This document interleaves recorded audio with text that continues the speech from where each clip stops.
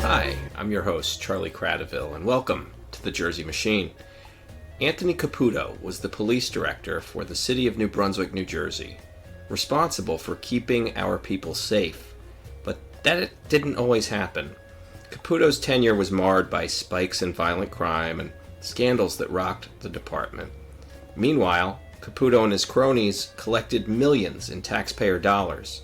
But as the COVID-19 pandemic made the city's crime problem even worse, Caputo was harder to find than ever. And when I finally uncovered where he really was, Caputo and other city officials went to extreme lengths to keep it a secret, using a controversial new law to threaten me with civil and criminal consequences and silence the truth. This kicked off a fight that took me all the way to New Jersey's Supreme Court, and today I'm joined by our producer Ashley to help us all understand how Caputo rose to power and the system that still protects men like him today.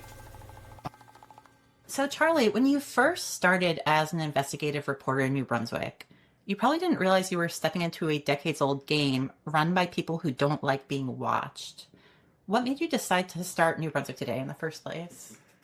Well, I went to Rutgers University, studied journalism, got my degree, and had the good fortune of working at a nonprofit where I got to start an online news outlet in the city of Paterson.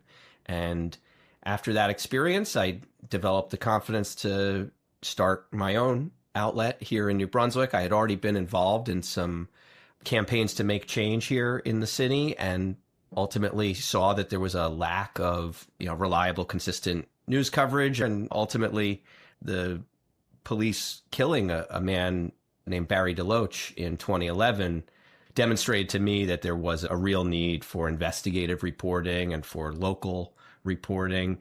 Barry DeLoach was shot and killed by Officer Brad Burdell shortly after midnight. And an inside source of mine confirmed that Caputo was at the Jersey Shore destination of Cape May at the time, and he did not immediately report to New Brunswick when he learned of the killing. Wow. And it was a moment where there were daily protests, and it also came at a time when there were other scandals within the police department, including the failure to properly investigate internal affairs complaints against police.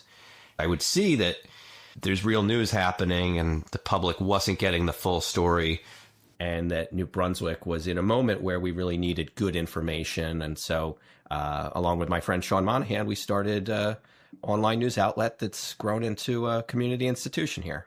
Having done community work, I was familiar with an environment of distrust between the community and the police department. And just in the short time that I had been attending government meetings and looking into it, I could tell that there was a real lack of accessibility to the leaders of the department. And it all came to a head when Barry DeLoach was killed. What was that all about? We still don't know to this day, but it was someone who the police rolled up on what they thought was a drug scene or a drug deal. And this man who was part of a longtime New Brunswick family, the DeLoach family, been here for quite some time. And he ran away. And so he didn't have a weapon. He was chased into a backyard on Troop Avenue, and the police shot him. They killed him. They said that he had picked up a stick of some kind and was threatening the one officer, and so the one officer felt like he had to shoot him.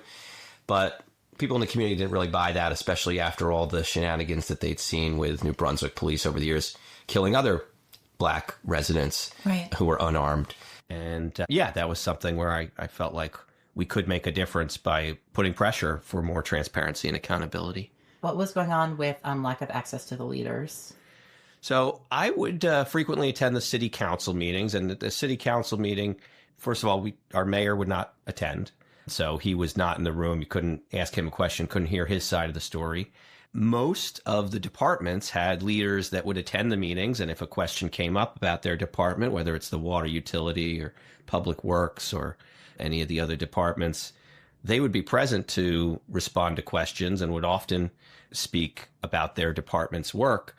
But the police department would never have the top guy there. They would always send someone but it was not the top decision maker. It was not Anthony Caputo.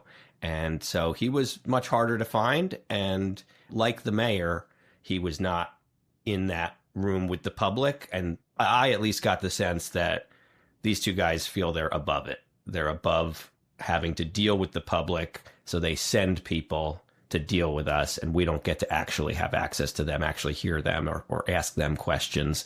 And unfortunately, that continued and continues to this day. Okay, so let's go back to the time when you first began investigating the New Brunswick Police Department. It was kicked off by the killing of Barry DeLoach, but there were other killings that you were involved in investigating. Yeah, having done community work, I was familiar with a couple other police killings in the 90s. Certainly before my time, but Sean Potts was killed by the New Brunswick Police, and Sissy Adams was also killed by the New Brunswick Police, and longtime community members will never forget those incidents. And yeah, in both cases, the officers who did the killing were not held accountable in the criminal justice system and were able to, for instance, collect a pension and retire in relatively good standing. And yeah, many people believe that those were murders, and that had the system worked the way it should, that those officers would have faced consequences in the criminal justice system. Shortly after the killing of Barry DeLoach, people were understandably interested in what the disciplinary records were for the two officers involved in that fatal incident. And as it turns out, around the same time, the guy who was supposed to be managing all of the internal affairs investigations was not doing his job. Richard Rowe was his name, and he was ultimately charged with mishandling 81 different investigations into his fellow officers. And the two officers involved in this case did not have clean records. They had complaints against them. It demonstrated that it was more than just one incident or one officer, but there was a systemic lack of accountability, going right up to the guy that was supposed to be ensuring accountability. The person that was supposed to handle this so-called internal affairs just wasn't doing the job. And he was actually, violating the law by doing that, by not doing that. So just to clarify, at that time, Richard Rowe was the officer doing the investigations, or supposed to be doing the investigations. And then his boss was the director, Tony Caputo, at that time. So yeah, Anthony Caputo retired in 2010, and Peter Mangarella took over as director. But just about a year and a half later, the mayor reinstalled Tony Caputo as police director. Caputo, who was collecting the big pension already, was going to come back to the very same job he had retired from less than 2 years ago. And he wouldn't get a second pension, but he could simultaneously collect the pension and a salary for police director. So why was that? Why did he retire and then get rehired? Some might say that was the plan all along. Like I said, it was a very lucrative move for Tony Caputo. Typically, you have to wait till you're done with your career to start collecting that pension, but he was able to collect it simultaneously.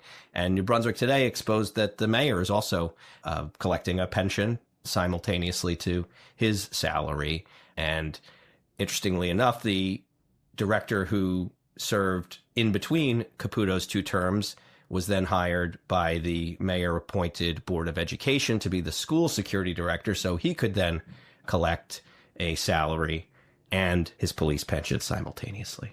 Wow. So one of the things that we've talked about before is how the director between Tony Caputo's two terms had sort of reactivated a lot of these internal complaints about the police that hadn't been in progress during Tony Caputo's term. Do you think that had anything to do with why he was only the director for such a short time? Yeah, I mean, my understanding is that the Richard Rowe case and some other criminal matters against New Brunswick cops came about during Mangarella's time as director. And you got to wonder if those things would have been swept under the rug had Caputo still been in charge. I can't say who was calling the shots or how they ended up deciding when to make those personnel changes, but it was very curious, and it even, led to the Star-Ledger, the state's largest newspaper, doing an editorial criticizing Cahill and Caputo for this move that would enable him to do the simultaneous collection.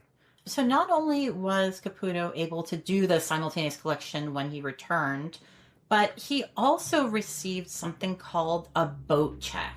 What is that? Great question. So, yeah, the boat check is a colloquial term for a payment upon retirement for your unused time. So, obviously, working in the police department, everybody gets vacation time and sick time. And for those who were on the force prior to the 90s, there were no limits on how much time you could turn into cash upon retirement, turn into a check upon retirement. And, caps were instituted in the early 90s. So nowadays you could only get 15K for your career's worth of unused sick and vacation time.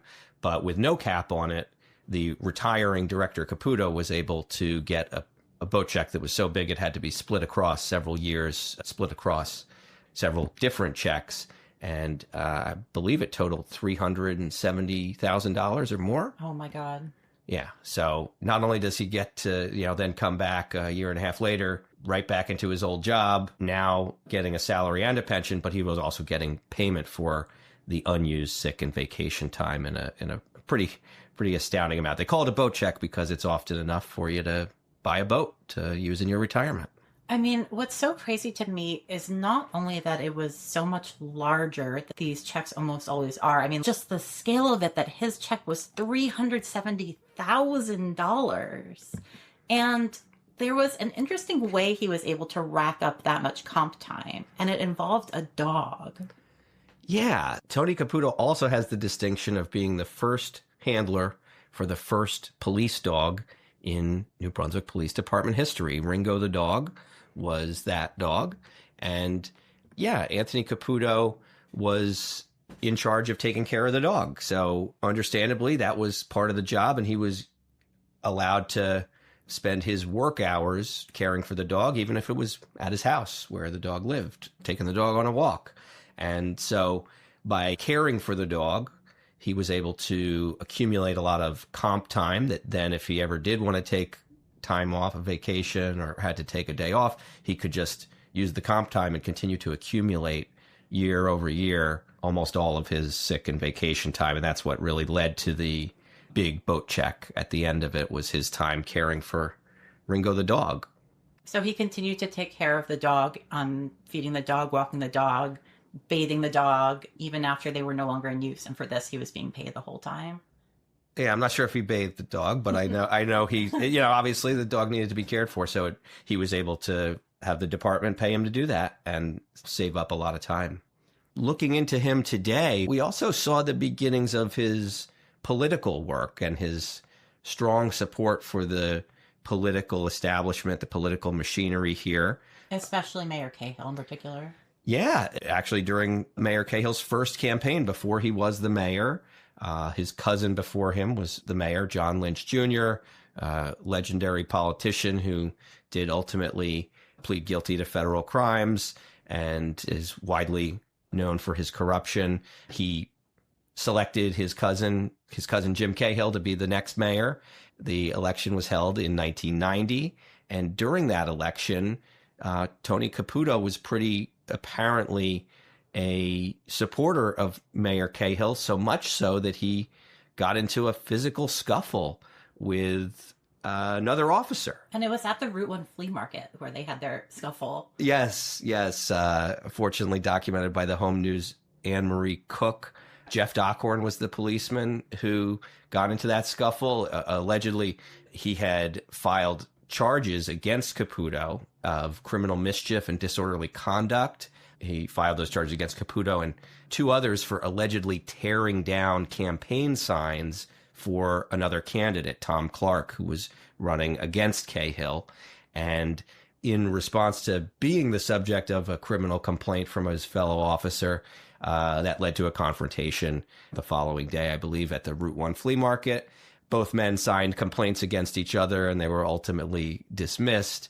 But yeah, it was pretty clear that there was some disagreement among the police force, and Tony Caputo was very strongly in the pro-Cahill camp. But there was also a court case that I covered, a couple of them, where his own officers were suing the department over alleged racism and political favoritism, people being punished for not buying tickets to the Democratic fundraisers, or being ostracized for not backing the political machine that Tony Caputo is very clearly a big part of. Okay, so Caputo has had a very long history in New Brunswick, beginning, it sounds like, in the 80s, coming through his first term as police director.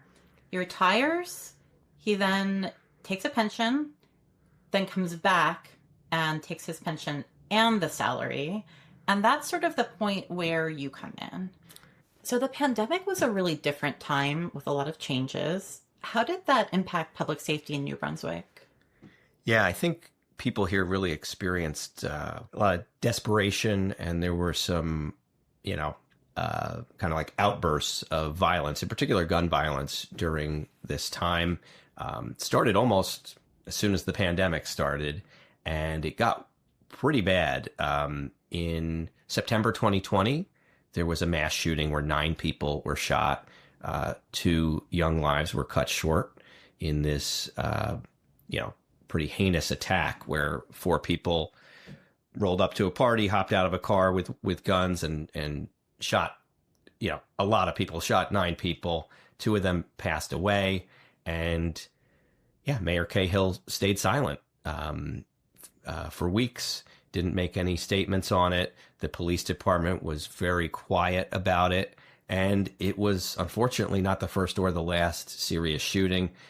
We had several murders in my neighborhood, including some where the police botched the case, or the prosecutors botched the case, and were not able to press charges on them.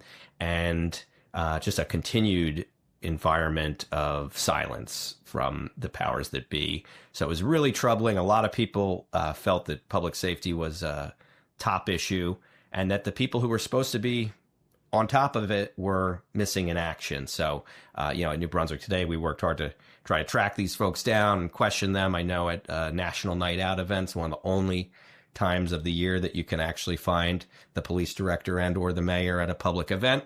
And I caught up with them and tried to ask them what they were doing about this huge increase in gun violence. And they brushed it off. They didn't want to talk. They hopped in their SUV and drove away. Hey, gentlemen. I'm all right, thanks. Any comment on the increase in shootings? Both of you. Van Dyke, where were you? Usually you're over there. Yeah, well, I'm here this year, and I'm asking you about the huge increase in shootings in our city. No, I don't talk to you. Well, what do you have to say to the community, to New Brunswick, about the violence? You, nothing. Mayor, there was a mass shooting last year. You didn't address it yet. Do you have anything to say to the victims and their families? Charlie, through you, I have nothing to say. You will never be the person that I speak through. What are you doing to stop the violence? Director Caputo, any comment? Charlie, you know how I work. Email us your questions, buddy. So you begin to notice that as crime surges in New Brunswick, it seems like Tony Caputo is not actually around very much. But then you started encountering him at the parking authority meetings. That's right. He joined the parking authority board. Parking is a big, big business in New Brunswick. They wield a comparatively a lot of power compared to other city agencies. They're run by a 5-member board. And yeah, for more than a decade, Tony Caputo was on that board, simultaneously the parking authority board member, and I believe eventually the treasurer of the board. And he was also still the police director too. And there was some sort of scandal which made the mayor want to put him on the board.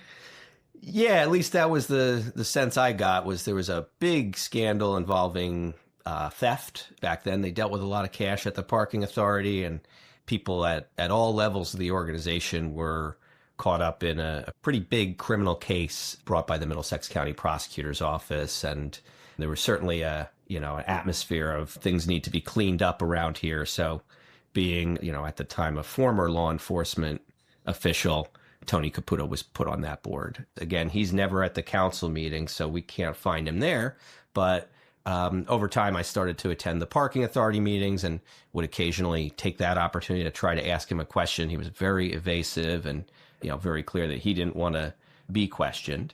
So one example around the same time was the implementation of body-worn cameras. This was something I had advocated for since like 2014, 2015, said you should be budgeting for it. You should buy body-worn cameras so that we know what happens in these controversial situations and protect whoever's doing right and get in trouble whoever's doing wrong. And New Brunswick was resistant. They never prioritized it, even though they have a huge police budget. And it was only when the state required it that finally did they start making some moves towards it. But lots of other towns were doing this too at the same time. And so they ultimately were in violation of the Attorney General's directive that said everybody's got to have it by this date. Still, half a year later, they didn't have the body-worn cameras yet. And they were pretty clearly in violation of the law and what they were supposed to be doing. So the last time Tony Caputo was ever at a parking authority board meeting in person, I asked him about it, and he just walked out of the room. Wow. Director Caputo? I wanted to ask about the body-worn cameras. The police department doesn't have any yet, is that correct? Any questions you have, Charlie, you can email us some questions. You know how we work. Okay, I've been emailing. It just seems like you're not complying with the mandate. I didn't get any emails. To Miller. And yeah, we never saw him again. Wow. It was the pandemic, so a lot of the meetings folks were able to call into. So he did still attend some parking authority meetings, but it was by telephone, probably from Cape May. Okay, so how does Cape May figure into all this? Yeah, Cape May is a big Jersey Shore tourist destination. It's as far south as you can get in New Jersey. It cannot get any further south than the city of Cape May, which is in the county of Cape May. And it's more than 2 hours away from New Brunswick by car. In the mid-2010s, let's say, it came to my attention that Director Caputo had purchased a couple of properties down there. First, he got one, then he acquired another. It seemed like he was renting out at least one of them. And when he sold his house in New Brunswick, I think it was 2021, or actually 2020, he sold the house in New Brunswick. He got an apartment in New Brunswick and continued to be a legal voter here in our elections.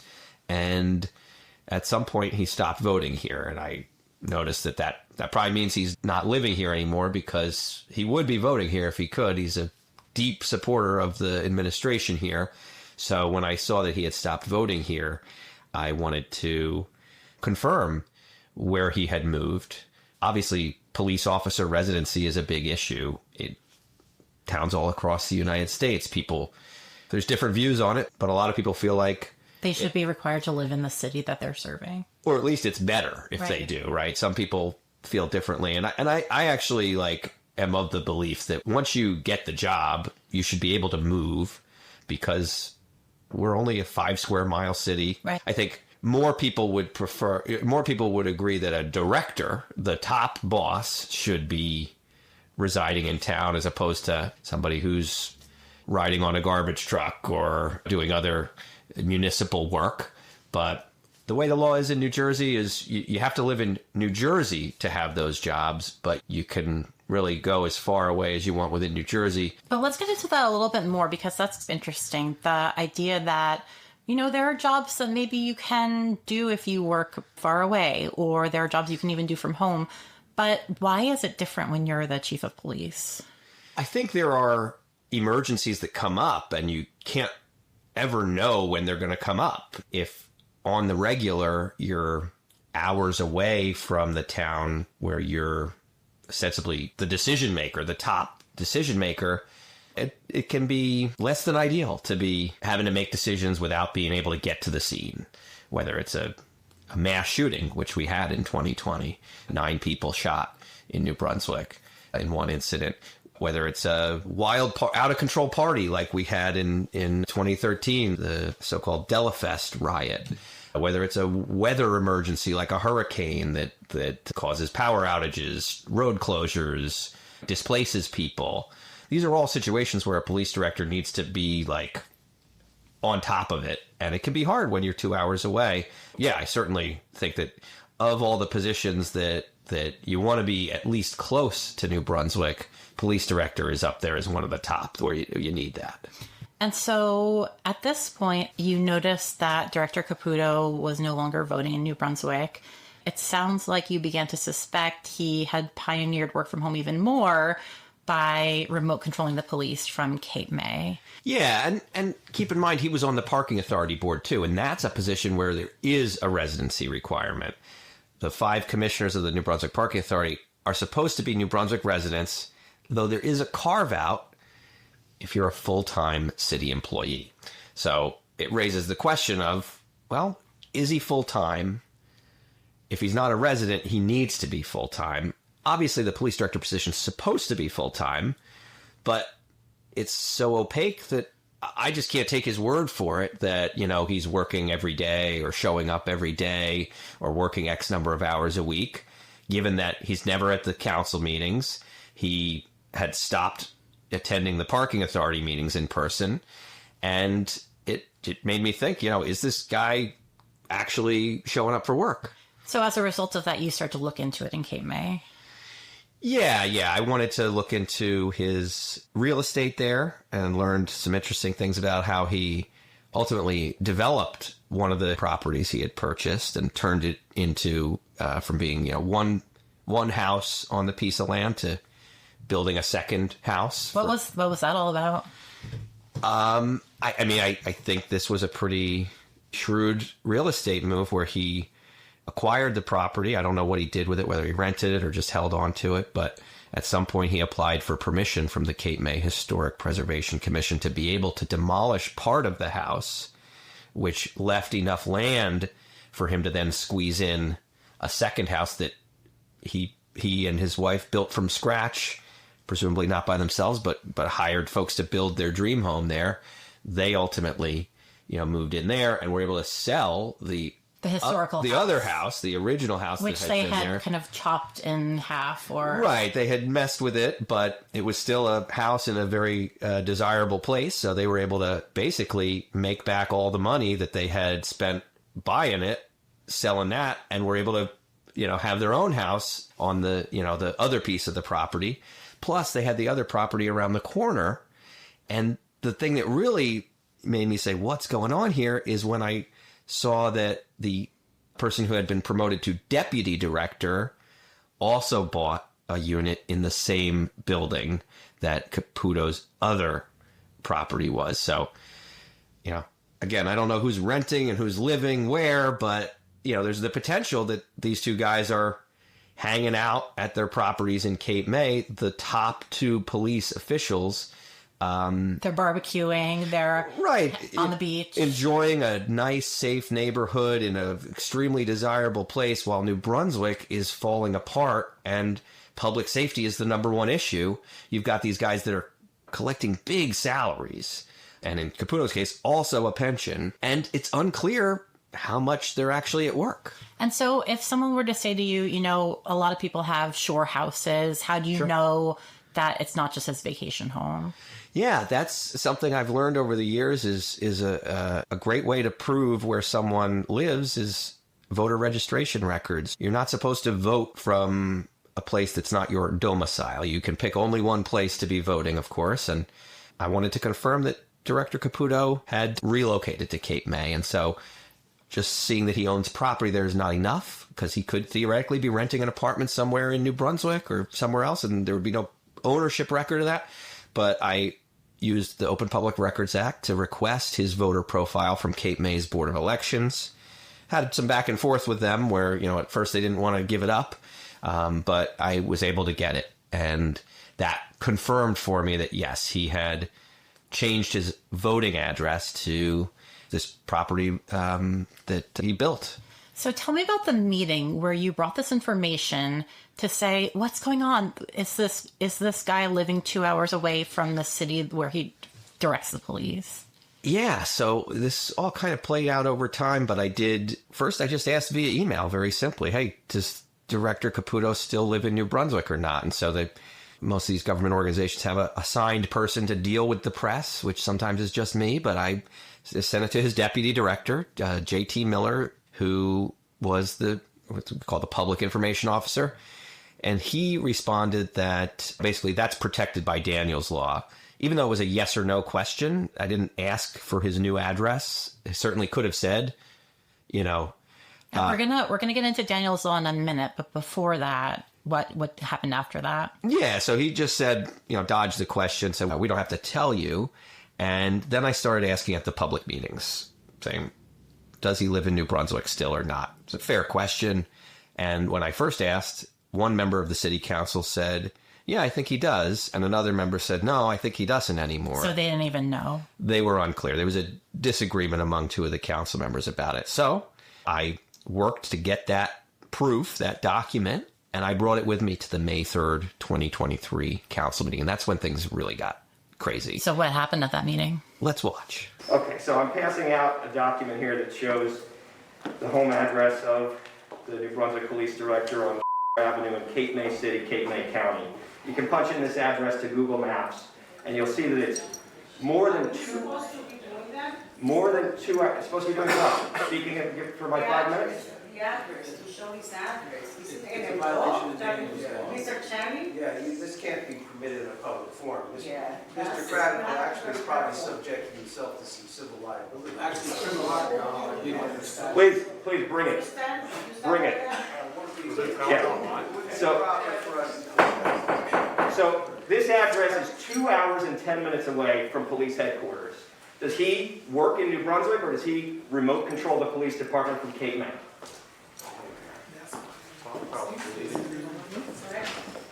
Anything else? I asked you that question 2 weeks ago. You said you'd give me an answer. Again, go ahead. We told you as you wanted to know whether he lives in New Brunswick or not. We gave you the answer. To the best of my knowledge, he does not live in New Brunswick. So, and obviously, he's in the department because. How does he get to work? Does he take a helicopter? Does he, I'm serious. Like, those are questions that you are very clever and you are very smart and you know how to get those answers. So if you're not interested, go ahead and find yourself. Okay, so it sounds like you went to the meeting to ask about where he lives and the fact that, how many hours a week does he work? How does he show up to work if he's living 2 hours away? And if he actually does live there or not. And she said, essentially, find your own answers.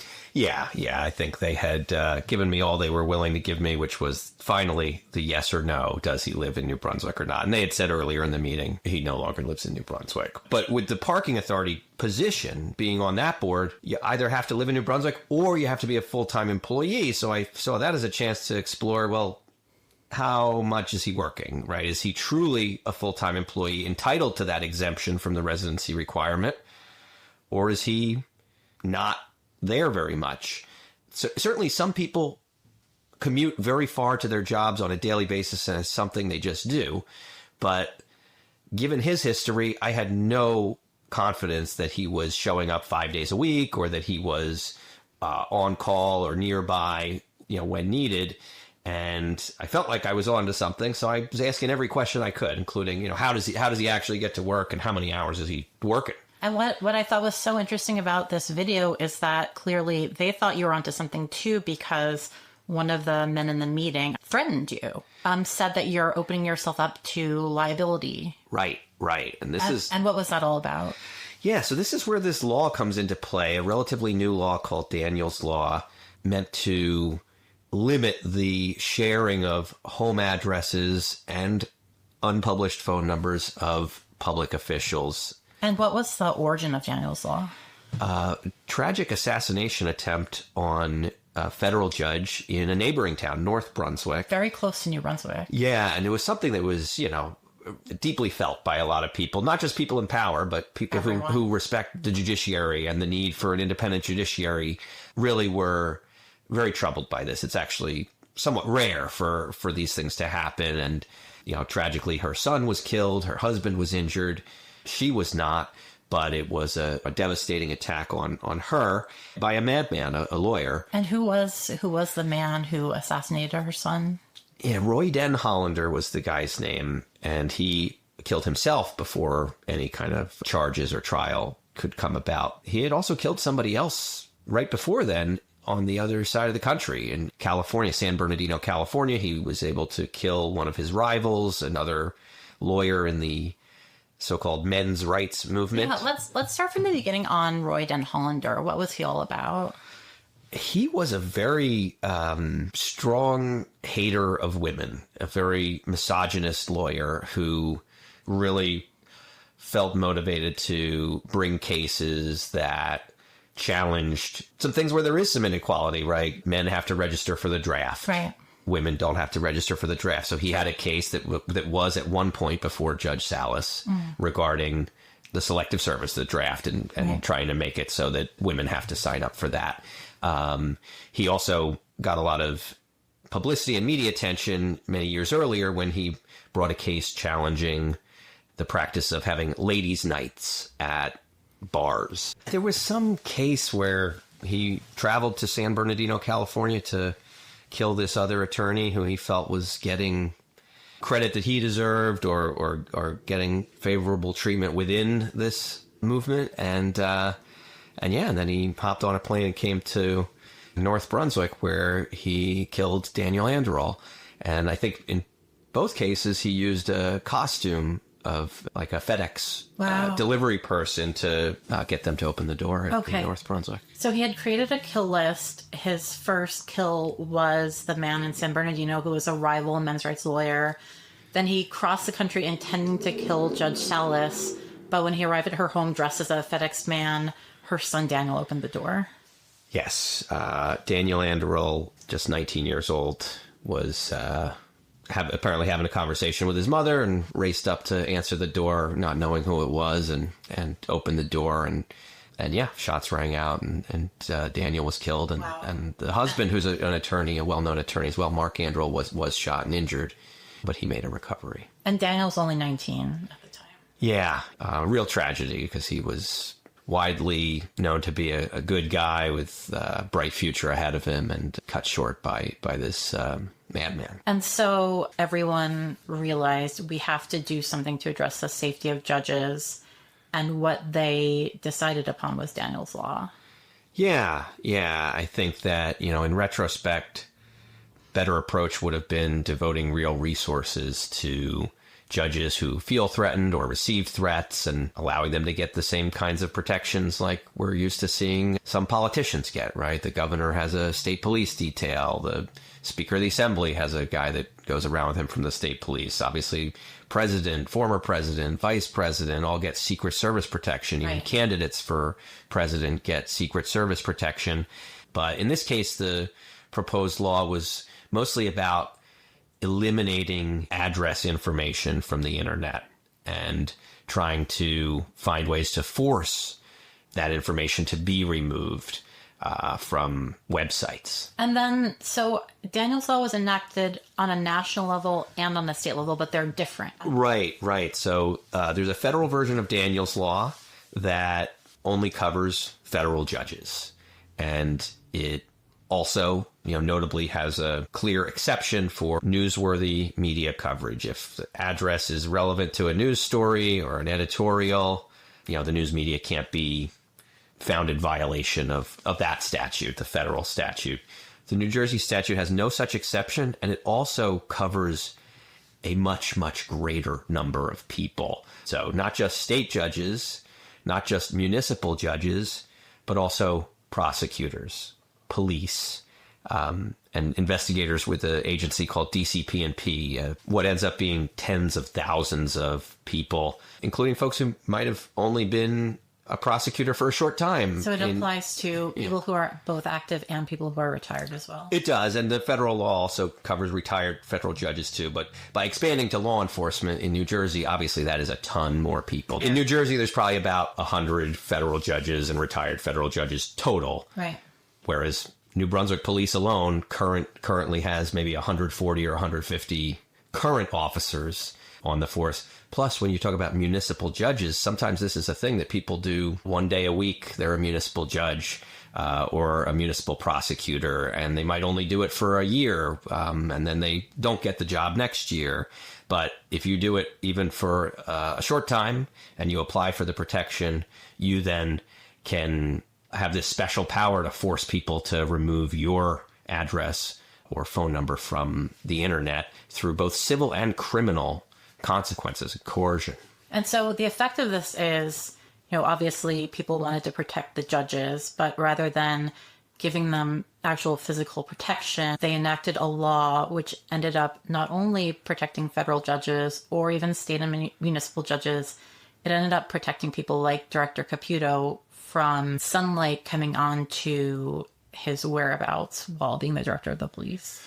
Exactly. And we saw from the beginning that the police were abusing Daniel's Law in New Jersey, especially in New Brunswick, where, I asked a simple yes or no question. Does the director still live in New Brunswick? And they wanted to be able to not have to answer that yes or no question by citing Daniel's Law, even though that's not what Daniel's Law says. And we also saw in that meeting presumption that I was going to face potential liability just for saying the name of the street out loud at a council meeting and giving the council a document that I obtained through Oprah. And then, before any liability exists, they must, under the newest version, put the disseminator on notice and give them a chance to undo the publications they've done online. But of course, at this point, nothing had happened like that. I hadn't published any articles about it. I was still in the investigation stage.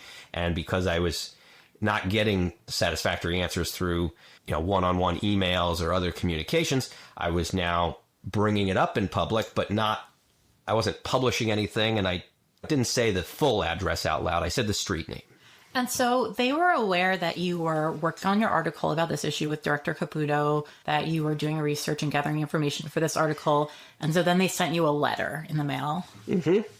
I have it right here. This is on New Brunswick Police Department letterhead, Anthony A. Caputo, Director, certified mail. So I had, the mailman asked me to sign for it. And it says, notice pursuant to NJSA 2C 20-31.1, which is the criminal statute, and NJSA 56:8-166.1. Dear Mr. Cradaville, on Wednesday, May 3rd, 2023, you published and or announced my home address at a public meeting of the New Brunswick City Council. Kindly accept this letter, a written notice as required by the above referenced statute, pursuant to the statutes, and as an authorized and otherwise covered person whose home address and unpublished home telephone number are not subject to disclosure, I do hereby request that you cease the disclosure of such information and remove the protected information from the internet or where otherwise made available. I trust you will be guided accordingly. Very truly yours, Anthony A. Caputo.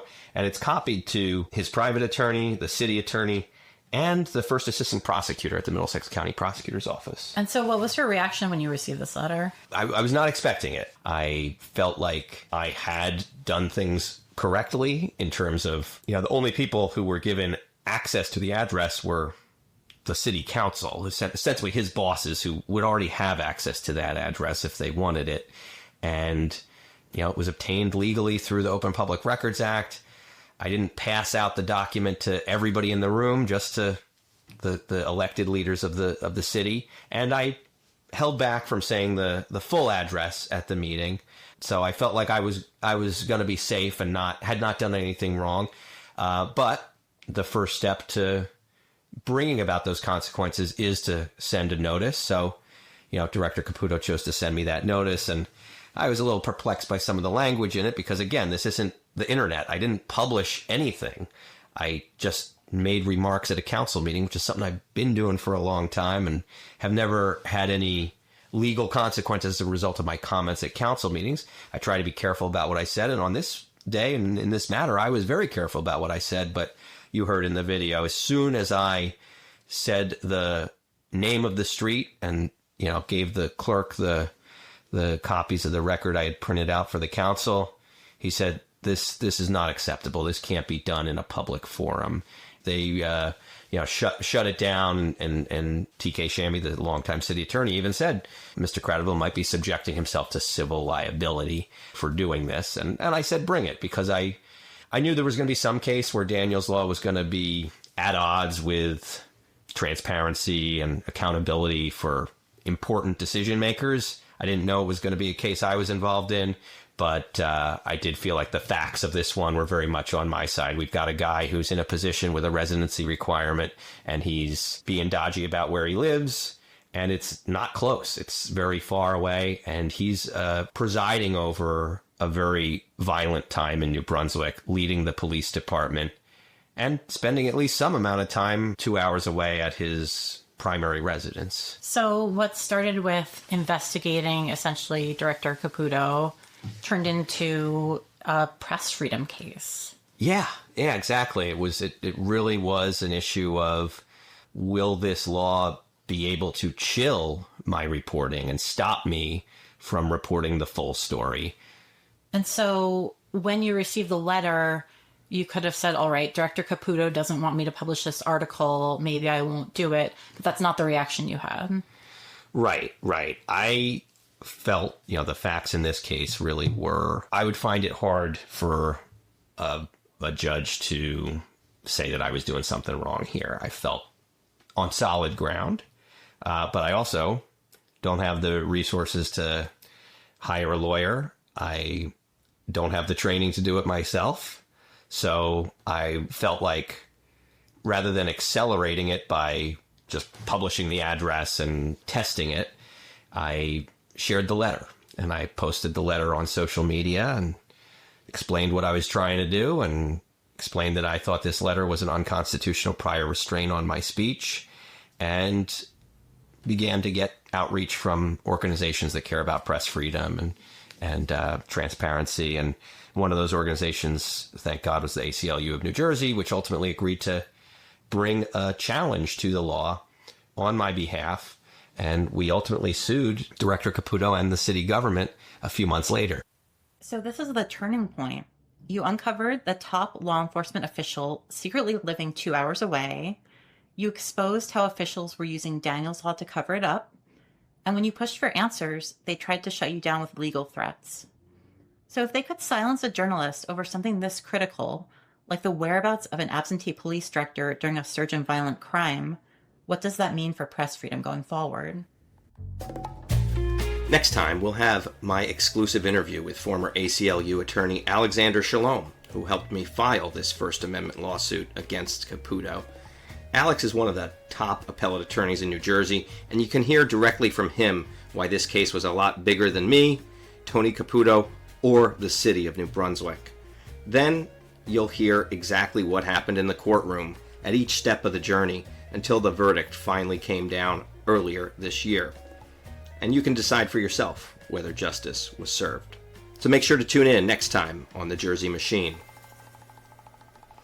If you like what you heard today, please consider supporting New Brunswick Today and our independent journalism. You can go to newbrunswicktoday.com and sign up to be a monthly donor and get our emails and keep up on all the news we're covering. And while you're at it, support our friends at the ACLU of New Jersey, without whom this whole thing would not have been possible. Thanks for listening.